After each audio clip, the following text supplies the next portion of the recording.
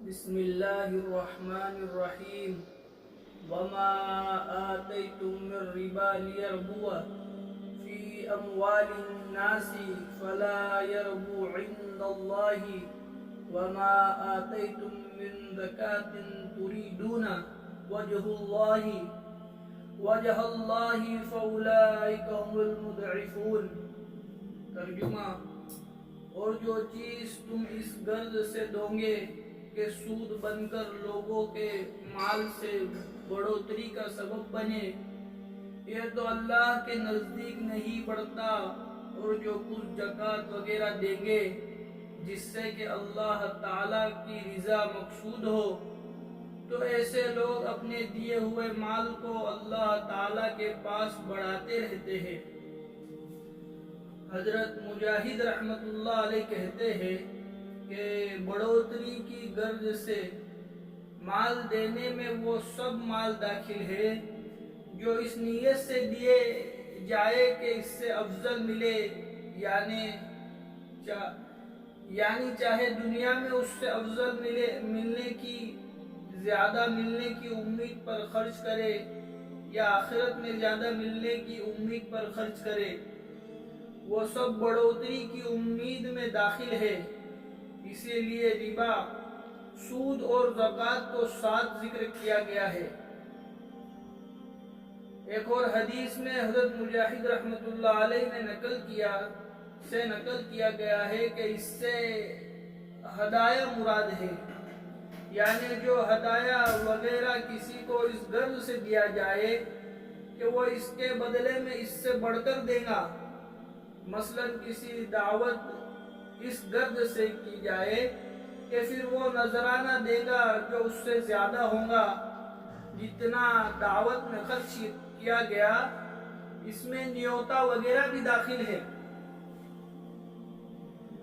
کہ یہ سب کے سب بڑھوتری کی نیت سے خرچ کیے جاتے ہیں۔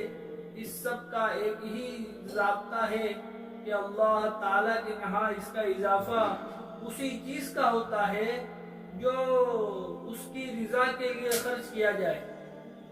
حضرت سعید بن جبیر رحمت اللہ علیہ فرماتے ہیں کہ جو کوئی ہدیہ اس نیت سے دیا جائے کہ اس کا بدلہ دنیا میں ملے، کوئی ثواب آخرت میں نہیں ہے، اس کا کوئی ثواب آخرت میں نہیں ہے۔ اور ظاہر ہے کہ جب آخرت کی نیت سے دیا ہی نہیں تو وہ کیا ملے۔ حضرت کعب قرظی رحمت اللہ علیہ فرماتے ہیں، اللہ والے ہیں، کہ کوئی شخص کسی کو اس نیت سے دے کہ وہ بدلے میں اس سے زیادہ دے گا، وہ اللہ تعالیٰ کے یہاں کسی اضافے کا سبب نہیں۔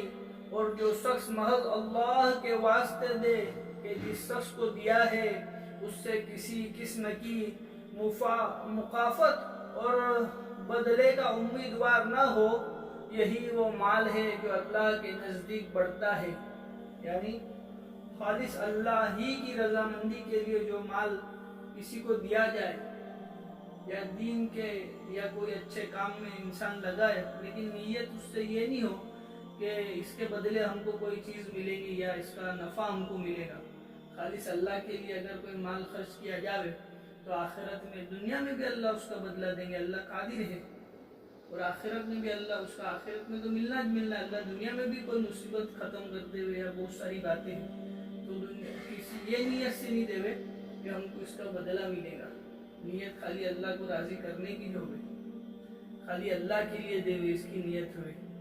لہذا جو لوگ کسی کو زکوٰۃ وغیرہ کا مال دے کر اس کے امیدوار رہتے ہیں کہ وہ ہمیشہ احسان مند رہیں گے، وہ اپنے ثواب میں اس بد نیتی سے خود کمی کر دیتے ہیں۔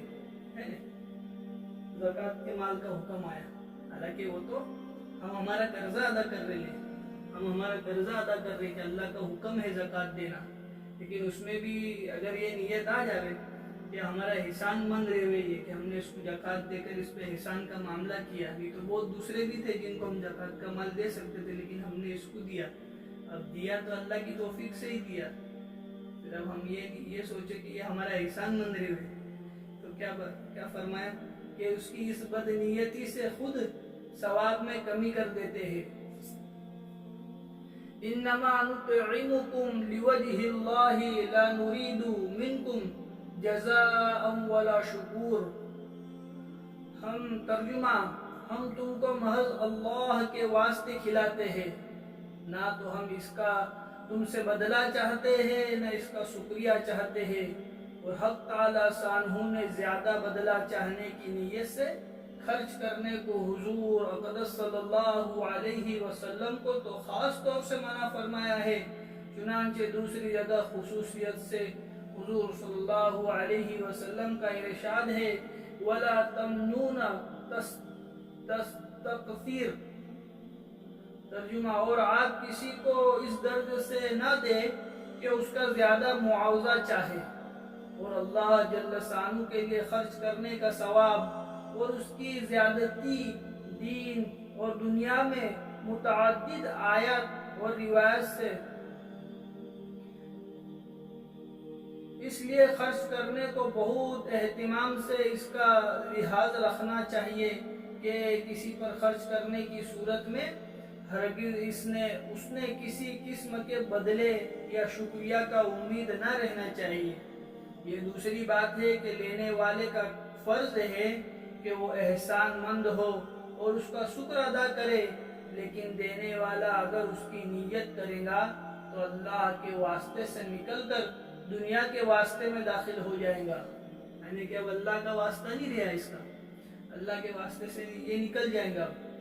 بالخصوص زکوٰۃ میں تو اس کا وہم بھی نہ ہونا چاہیے کہ اس میں وہ خود اپنا فرض ادا کر رہا ہے. یعنی زکوٰۃ کے معاملے میں تو خاص یہ سوچنا چاہیے کہ یہ تو ہمارا فرض ہے، زکوٰۃ یہ تو ہم کو دینا ہے. اور اس میں بھی اگر ہم یہ نیت کر لے کہ سامنے والا ہمارا احسان مند رہے تو یہ نیت تو ہونی نہیں چاہیے. اپنا فرض ادا کر رہے ہیں، اس میں کسی پر کیا احسان ہے. اسی لیے آیت شریفہ میں زکوٰۃ کو اللہ کی رضا کے لیے دینے کے ساتھ مقید کیا گیا ہے. اللہ پاک مجھے بھی اور ہم تمام کو خالص اللہ ہی کے لیے، اللہ کی رضا کے لیے ہر کام کرنے کی توفیق عطا فرمائے. سبحان اللہ و بحمدہ، سبحانک اللہم و بحمدک.